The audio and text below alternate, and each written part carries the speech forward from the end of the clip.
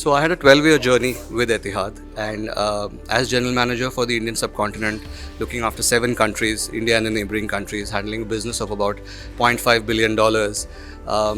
I was a buyer of these GSA services from the other side of the table, right? And what I noticed was that there was no real value being added by the GSAs because of legacy issues, right? There is not much new blood coming into the system, not real aviation professionals entering the business, and fortunately, capital is not a big barrier to entry in this business, right? So it's about the true intent to actually add value, and that's where the decision to get into this business started. And my journey with Etihad actually helped me understand the real problem statement of the airlines, and actually what's the solution to those problem statements, which enriches the quality of revenue for the airlines.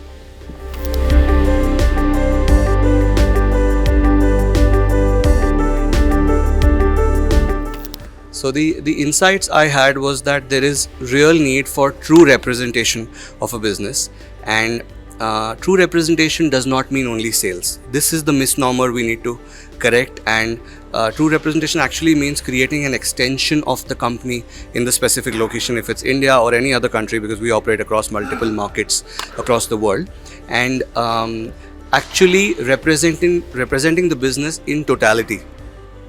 So also, one of the other insights is that the main driver for airlines, specifically if we talk about aviation, is premium revenue, because the price sensitive business usually comes on its own. You don't need to push that too much. The head office or revenue management teams based there are able to drive it, but the markets are expected to bring in premium revenue. What do I mean by premium revenue? It is corporate travel, it is the front cabins, which is business and first class. It is other niche opportunities like student traffic and other stuff, which is higher quality revenue than the price sensitive. Quality focused leisure is also one of them. So premium revenue sourcing is actually what the GSA should be focusing on, and that's the change we're trying to bring in. Right, we're also pitching to some of the airlines for being pure corporate GSAs. If they already have a GSA handling trade but does not have the expertise to do corporate, we can take care of corporate business for them. Right, and that is where it comes to our own proposition through these insights, which is to create a 360-degree ecosystem, if I can talk about that. So we have an in-house marketing arm, we have an in-house PR arm, which actually amplifies the brand across the country, and we don't charge extra for this. This comes as part of the package.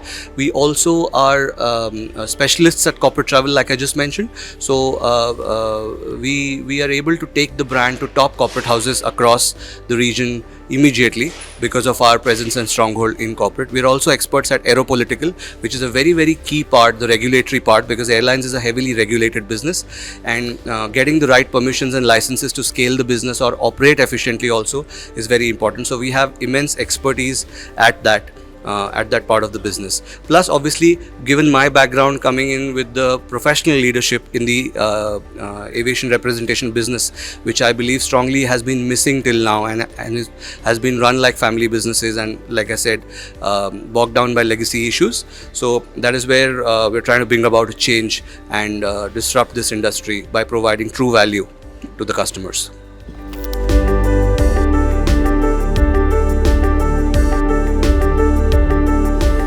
So when we talk about long-term vision, I think we want to create a benchmark for representation companies across the world, and we want to change the perspective.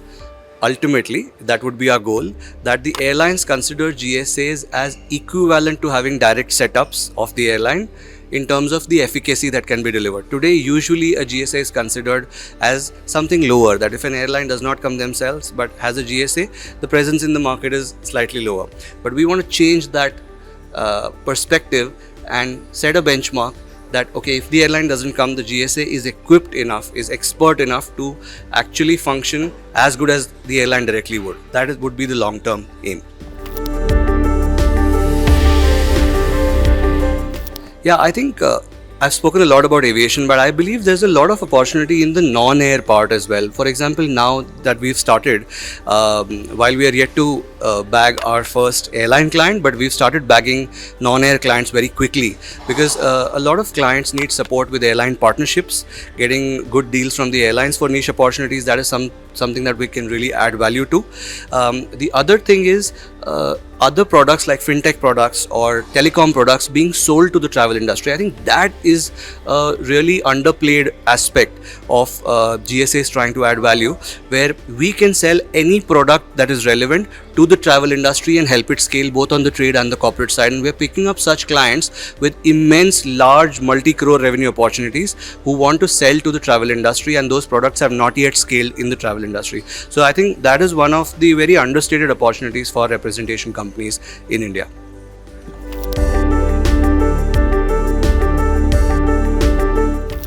So our overall positioning of Travesla as a brand is of thought leadership, right? And that's why if you see our website also, we have a dedicated section on thought leadership, and that's where we actually want to address the problem statements of the industry through bringing in innovative thinking and solutions.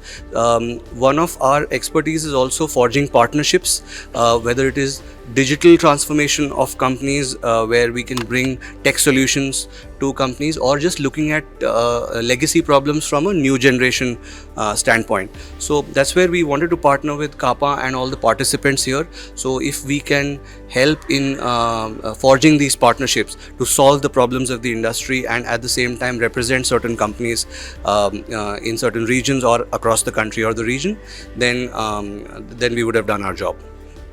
Thank you very much. Thank you.